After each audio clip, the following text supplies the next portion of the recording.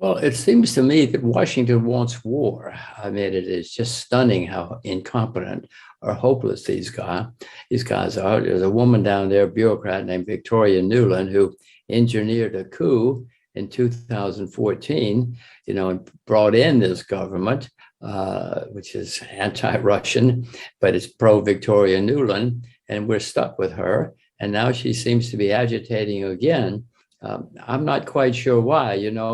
If Russia formed an alliance with Mexico, I'm sure we would be very, very agitated about it on the U.S. border. And yet that's what we've done. We've gone and said, okay, Ukraine, you come and join NATO and we'll just take care of you. Well, if I were the Russians or anybody and something like that happened, I would be agitated. The U.S. would be agitated. Everybody would be agitated, especially since NATO promised they wouldn't do it. Yeah. So the result seems to be that Victoria Nuland wants to go to war, and she's convinced the others because she's the bureaucratic expert. And Mr. Biden doesn't have a clue. I'm sure, well, he knows where Ukraine is because he made a lot of money there. But this is not good. This is not good for the United States. This is not good for the world. I'm not defending Mr. Putin, but I can certainly understand what he's doing. He doesn't want a gigantic enemy on his border any more than the U.S. does. Yeah. Sure, we can put sanctions on bank accounts. Terrific. But that's not going to win the war. We've had sanctions on bank accounts most of my life in Russia. So, guys, again, I'm an American and I pay American taxes. I don't like at all what that woman in Washington is doing, especially if it expands to Asia. Oh, what about the Iranians too? I don't think they're going to sit around and say, oh, this is interesting. This is so interesting what's happening. No, they're going to be agitated. So we got to fight three fronts at the same time, thousands of miles away. Yeah. Well, it's not just natural gas, fertilizer. If the European farmers don't have fertilizer, the price of food skyrockets. The price of natural gas skyrockets. The price of food skyrockets. And of course, gasoline, petrol skyrockets too anytime there's a war. No, you're not going to have a lot of happy European voters if this kind of thing. You have too many happy American voters, especially if we start losing. But my goodness, if we're relying on the Europeans to save us, I don't think so. I don't think all of those people will say, this is so wonderful. The price of food is skyrocketing. The price of heating is skyrocketing. The price of petrol this is the best of all possible worlds. We want more of this. Jim, does the Fed, talking about the Fed, do they need high inflation so that the government can reduce its deficit? Because looking back at World War II, they did that with negative interest rates. So what's your opinion? Do you think they can do that again, or that's out of the playbook? Well, first of all, they're not that smart by any stretch of the imagination. You give them a lot of credit that is not due. Yet what happened after the Second World War is an entirely, totally, 100% different situation. During the Depression and the war, Americans saved huge amounts of money. So by force, we were forced to, but by circumstances.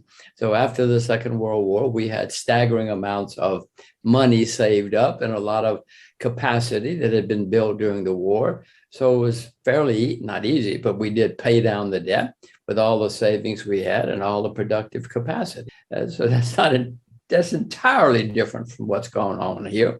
Well, at the moment, I own a lot of US dollars. Mm-hmm. I just told you we're the largest debtor nation in the history of the world. And so I hope you're going to say, what are you doing owning US dollars then? What's wrong with you? Why don't you buy Can you hear yourself talk?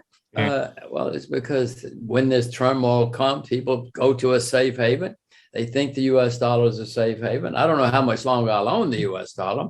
I hear my own talk. I know what's happening out there in the world. But at the moment, when people panic, there are very few places for them to run at the moment. They're not going to run to the British pound or things like that anymore. So it's a very worrisome situation. I don't know where to run either. Yeah. The Chinese currency is a blocked currency, so you can do it, but it's not easy. I don't know where to go. First of all, it's their total disastrous incompetence that got us here.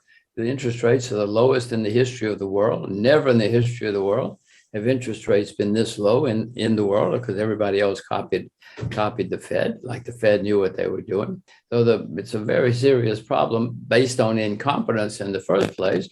So that we have two alternatives. Interest rates go higher or they stay where they are. Well, staying where they are is madness. I mean, to have zero interest rates, it just continues to feed inflation more and more and more. So either they do something, or eventually the market takes it away from them, and the market raises interest rates, and the Fed will have to follow. They don't have any choice. But if the market takes control, which it will eventually, no matter what the Fed does, then it's all over. I mean, then you talk about a bear market. Whenever we have a long bull market throughout history, no matter where, all sorts of things happen. They've all happened before. God, it's not my first rodeo. I've seen this before. New people come in. They talk about, oh my God, this is fun. This is exciting. They call their friends and say, it's so easy and you can make money. And they all jump in and out, and new things come along, whether it's electricity or cars or radio or internet. There's always something new that excites people. And they always say, this time it is different. You old fools don't know what you're talking about, because it's different this time. I mean, I've seen this picture show before, as I told you. And there are always new things that come along. I mean, SPACs have been around for 300 years. But at the end of bull markets, here come SPACs again. People rediscover SPACs and discover new and better things. Now it's crypto money. And yes, there are a lot of people. I know people, smart people, who've been making money at it. I also know that there are many cryptocurrencies which have disappeared and gone to zero. We don't hear much about those, as you know. That always happens. And in my view, if cryptocurrency, and by the way, every country is working on computer money now, including the US. The Chinese are way ahead of us. You can't even take a taxi in China with money. You have to have your computer money. Everybody will eventually have crypto money, computer money. But in my view, if crypto money becomes a successful competitor to government money, governments are going to say, that's it. You can't use that stuff anymore. They'll either make it illegal or tax it to the end of the world or whatever. It's out there. It's a long bull market. A lot of good things and wonderful things always happen at the end of long bull markets. Here it is. I have never bought nor sold. I've never shorted in either. I wish I'd done both. I wish I'd bought Bitcoin at $1. It's 40,000 or something now. I wish I'd shorted the ones who went to zero.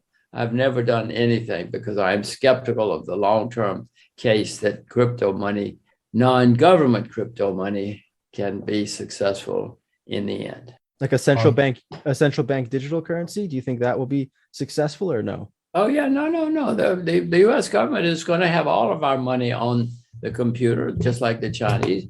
But when the government says, okay, this is money now, they're not going to say, but if you want to use that money over there, you can use their money too. Come on, these guys want monopoly. They want control. That's they want to invite competition. Oh, please. I don't think the United States government is going to say to everybody, okay, guys, you can pay your taxes and that other stuff, whatever that other stuff is. It's not the way those guys think. Yeah. And they got the guns. I don't like the fact that the government has the guns and can control. I would love to have the ability to use other things, but I know who has the tanks. I know who has the guns, and I don't. And I told you before, all of us peasants know that eventually we better do something to protect ourselves when you have situations like this and and who knows with war. I mean, Washington loves war. So I read a statistic recently that, the United States has been around 200 since 1776, say, and in nearly that whole time, there have been only 15 or 20 years when we have not had a war somewhere. Yeah. Washington loves war. Yeah. I don't, but Washington loves it. And if we have some more big ones, boy, who knows how high silver and gold can go. Before we continue, help us clicking that YouTube like button and subscribe now to our channel. This shows the algorithm that you valued this information. And it helps us spread that message. Sharing is caring. And now, let's continue. Do you want to know one thing about crypto? I made over 3000% in profit in a few weeks. Fact is, the traditional financial system, the traditional money system makes you poor, not rich.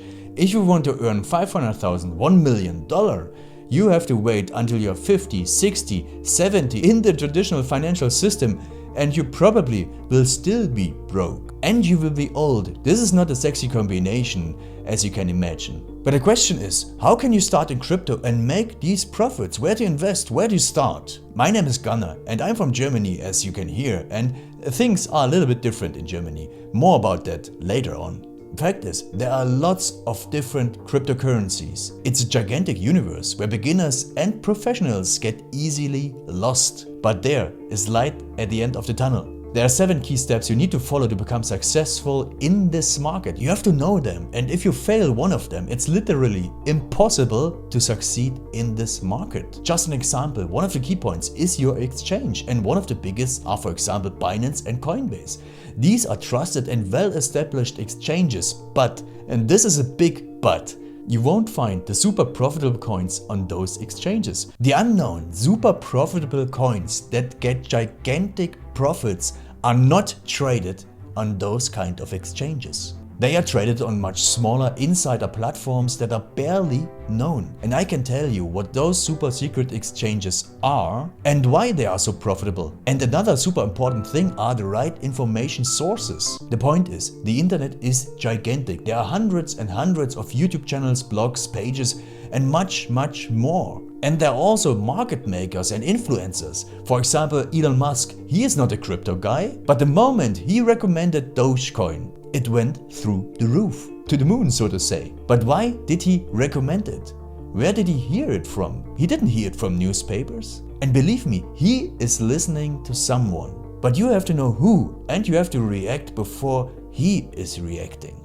This is really important. And these are only 2 of the 7 steps you have to follow in order to be successful in crypto. And if you want to know all of these steps in much more detail, and if you want to have a comprehensive checklist, here's what you should do. There is a link below this video. Click on this link and you will get the opportunity to subscribe to my channel. Click on the link and you will see a video where I explain the next steps.